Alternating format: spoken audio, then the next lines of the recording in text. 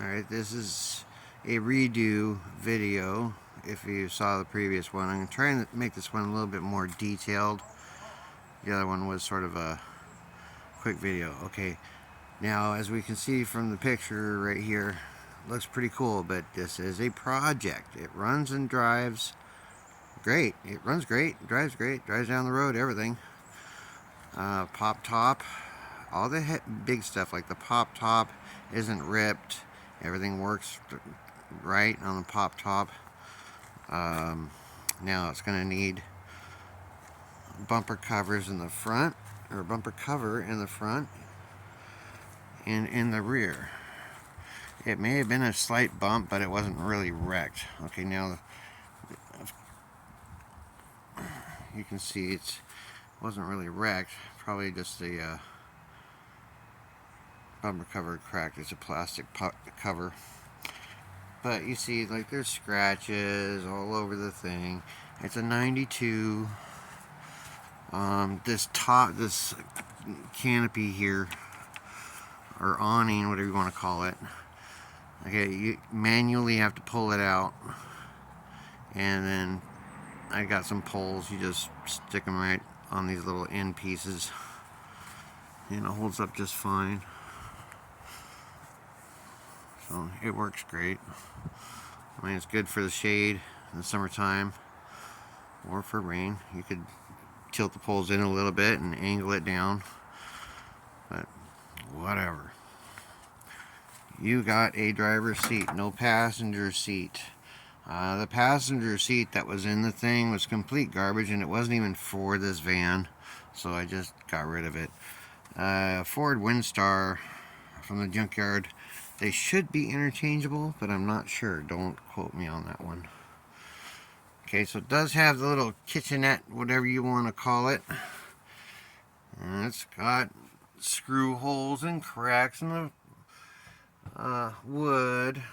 The refrigerator does work if you plug it into there, and then the outlet outside, you have a extension cord plugged into it. I'll show you that on the other side, and it does work. Okay, there is a sink. There is a water tank, and the water tank is back here behind it. There is a water pump that would be right here. I can't get my hands to it, but it's a little itty bitty pump. It's in a positive, negative. You could, in the pump, I don't think the pump's any good. You know, it's just a cheap little water pump. It's not like you're hosing down, you know, a house. It's probably 20 bucks at Walmart. Okay, now the stove, like anybody in their right mind, is going to light fire in this thing, in this van, but, well, you know what I'm saying. If you smell gas, run. Alright, here's the stove. Okay, it's propane stove. The copper line goes all the way down to the ground on the outside, and it goes into a rubber line that is actually broken and is zip tied underneath there. The propane tank is on this side underneath, and it does have propane in it. So all you need is a plastic line if you wanted to connect the stove. It's probably not the safest thing in the world, but it is what it is. Headliner, got rips, all that. And I guess the main thing everybody wants to know is, okay, here's these removable things on the roof. I'll go up here. Okay. I'm about 170 pounds. This actually holds me, surprisingly enough. Okay, you got the zip up windows, both sides. They could use some cleaning. You know, got some little mold spots there.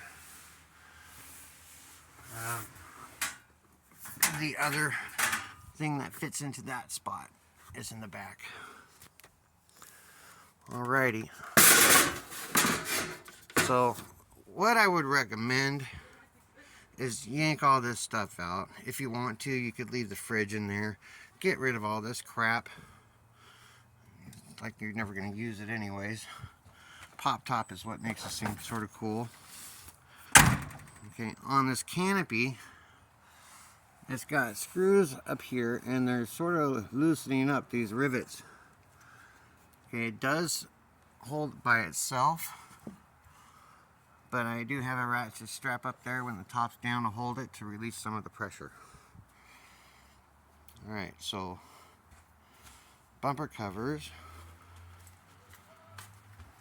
antenna, front bumper cover, both headlights work, turn signals, horn, heater. You can see there's damage on the door right here. The locks on both sides I do have. They're just not installed because I don't have the retaining pin. And you use a vent. And people always ask me, oh, what's the miles? Okay, well, this thing was sitting for so long, the speedometer needs to be recalibrated. So what I was wondering what it was in the first place. So I don't know the miles yet. So when you turn on, it says error. Now, if you turn on and hold the reset button at the same time, you have to recalibrate the speedometer according to the different size wheels you have. Now, these are factory wheels, so you just look it up for the factory, whatever you want to put in there. I'll start it for you.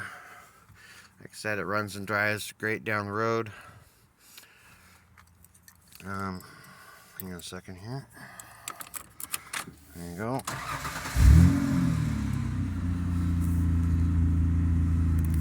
So it does not overheat. It's got good oil pressure. It's got an alternator just installed, so it's charging accordingly.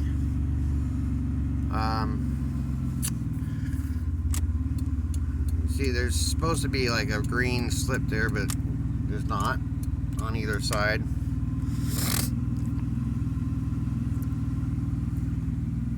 Okay, remember, if you look online and see these that are for sale, they're going anywhere from $10,000 to $20,000. So, at my price, please don't negotiate. I'm not going to take payments. I'm not going to hold a thing. It's definitely worth it to someone. It's a running, driving project.